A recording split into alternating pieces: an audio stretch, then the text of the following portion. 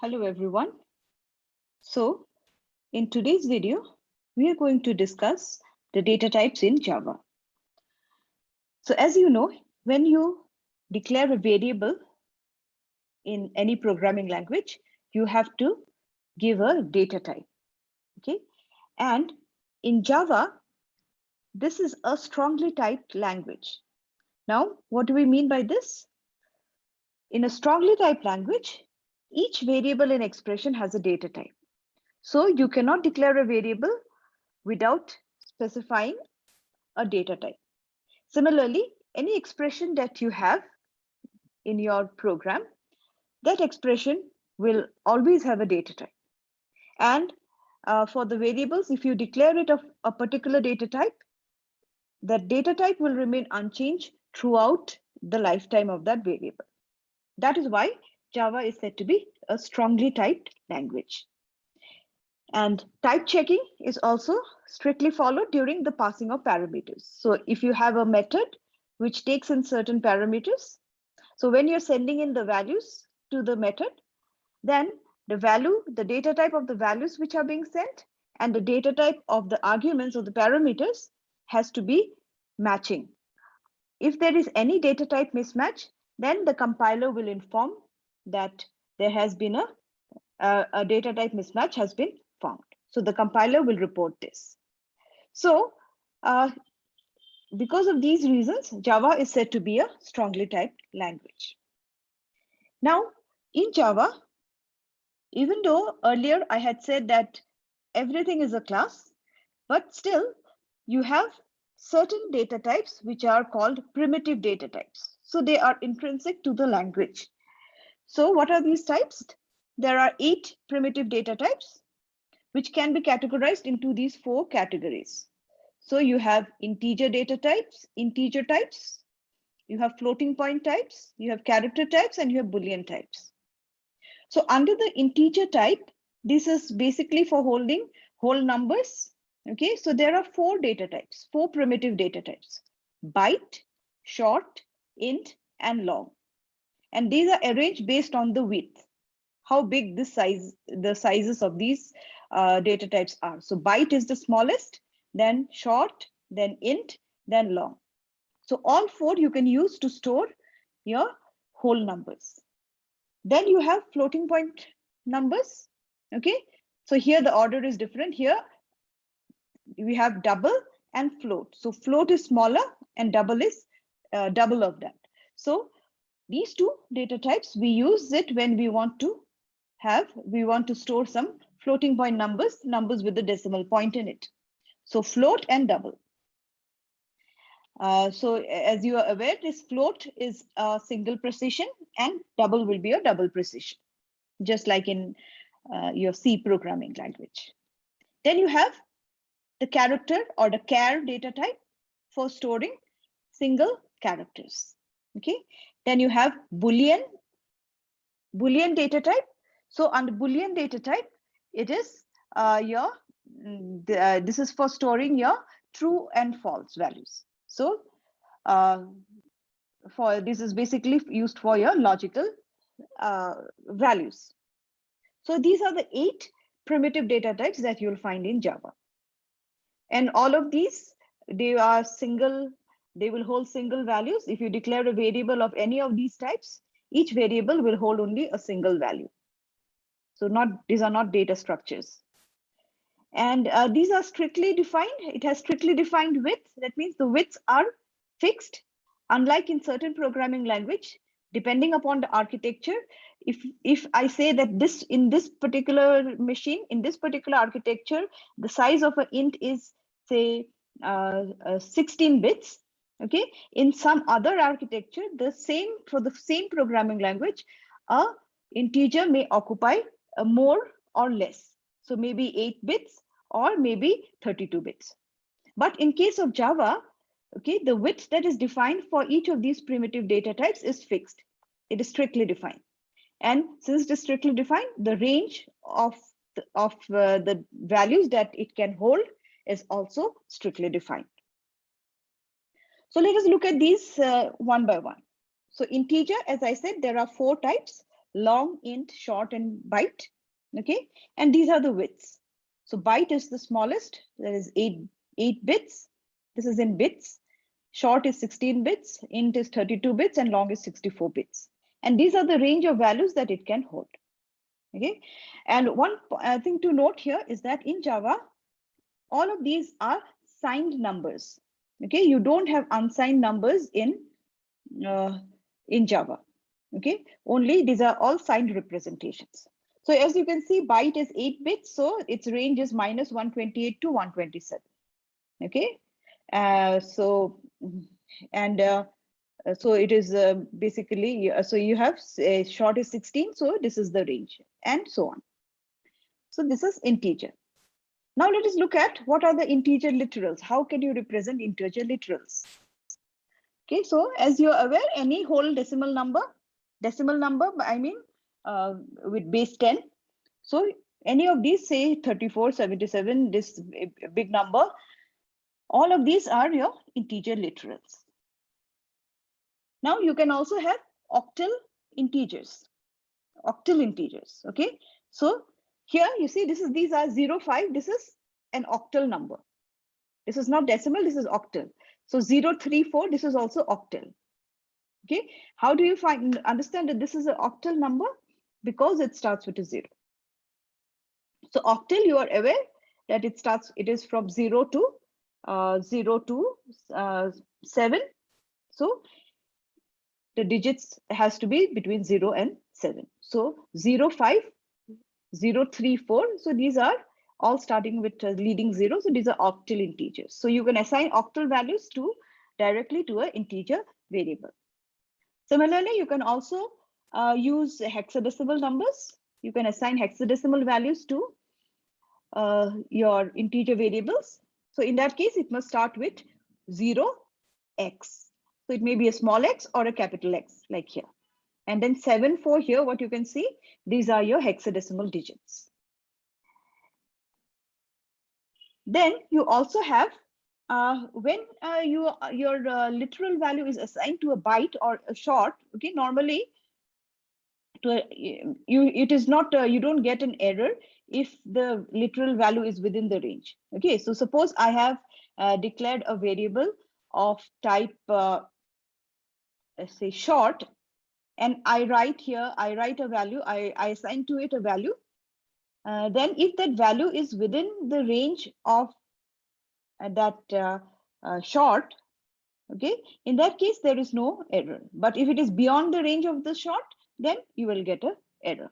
Okay, but if you want to explicitly assign, okay, a long literal to a long variable, then we can add the suffix capital L or small l. Like here you can see long x. So x is the variable, long is the data type. And here this is the number, and then this is suffixed with capital L. So this means that this is a long literal. You can use capital L or small l. Similarly, we can also use binary literal for an integer. Okay, if you see this, so int m, this is an integer. So I have here integer in Java is 32 bits. Okay, but here what I'm trying to assign, I'm trying to assign a binary value 1010. This is not decimal. This is not 1010, not 1010. This is binary 1010. And how do we know this is binary 1010? Because of this prefix 0b. So I can use either small b or capital B. So to the literal. So I add this to the prefix. Okay, so now here m holds the value. What value does it hold? It holds the binary value 1010. Okay, so for binary, so what you have here, what you have this here, this is a binary literal. What you have here, this is a long literal. Okay, so x is the variable, long is the data type, and what you have on this side, it says a literal. Okay, so literal is basically, it's a constant. So these are the different ways in which you can have your integer literals. Next, let us go to floating point numbers. So floating point, there are two types, float and double. Double is 64 bits, float is 32 bits, and these are the ranges. Okay, And floating point literals, you can represent using two formats. One is the standard format. That is how we normally write with a decimal point. Okay, say 0 dot and then this, or something like this, or 1.55. So this is the standard format.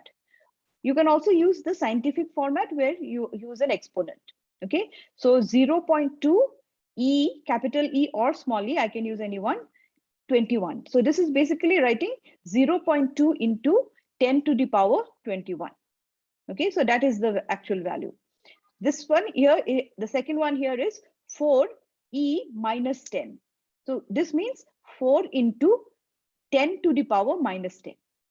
And similarly, the last one here is 4312.1 into 10 to the power 100.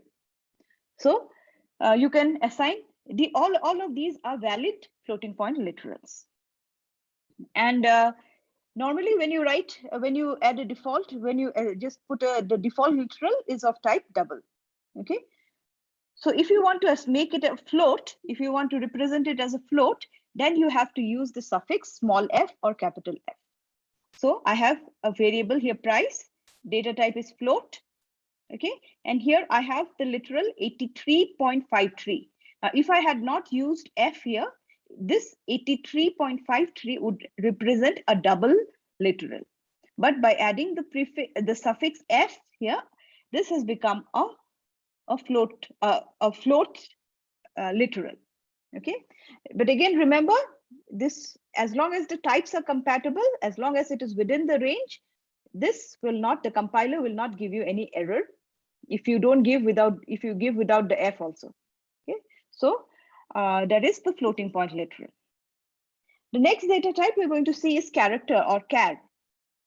Now, normally in most programming languages, the character always occupies 8 bits, okay, or 1 byte. But in that case, the types of values that a character can hold is only the ASCII values. Okay. However, Java uses the Unicode character set. Now, what is this Unicode character set? This Unicode character set is a set of characters, or international set of characters, which includes symbols from all over the world. Okay, so languages like Japanese, Korean, okay, Hindi, all these are also included in the Unicode characters. Okay, so its range is much higher as compared to ASCII. Okay, so in Java, all characters are Unicode characters. So that is why you can see the size, the width is Java char is 16 bits as opposed to 8 bits in other languages. So Java character is 16 bits width and its range is from 0 to 65,536. Okay, so this is the range and it's all positive. There is no negative character or anything. So that is the range. And then you can also assign integer values to char variable. So what will happen? It will take the corresponding Unicode value. So character literals, as you are aware, we use the single quotes. Okay, we use a pair of single quotes. So like here you can see A, this represents within single quotes. So this is the literal A. This is the literal semicolon. Okay. Then you can also represent the escape sequence. Okay, now suppose I want to represent the single quote. Okay, I want to assign single quote. That is also a character. So I want to assign that single quote value to a character variable. But if I put the single quote, then it will think that it is this way, the ending single quote, and then it will give me an error. So I have to use something called an escape sequence. So the escape sequence is your backslash, this backslash that you see. So here you see, what is this? What does this literal mean? This particular literal means slash quote. So first is the single quote, then last is the single quote. In between, I have slash backslash single quote. So backslash single quote, this means that we are representing the character single quote. Then I have, this is slash n. This stands for the new line character. Okay. When you press the enter key, the new line character is generated. So /n is the new line character. /t is the tab character. So like this, you can use escape sequence. Now, what happens if I want to use, I want to refer to the backslash character? In that case, I will have to write it as //. So within single quotes, I will put //. Okay. So first backslash is for the escape sequence, and the second backslash is for the actual character /. So these are your character literals. Then we have Boolean. Okay. So Boolean is for holding logical values. It can hold only two values, true and false. And these do not have Boolean literals. One more thing that is here, the keyword for Boolean is Boolean only, but it starts with a small b.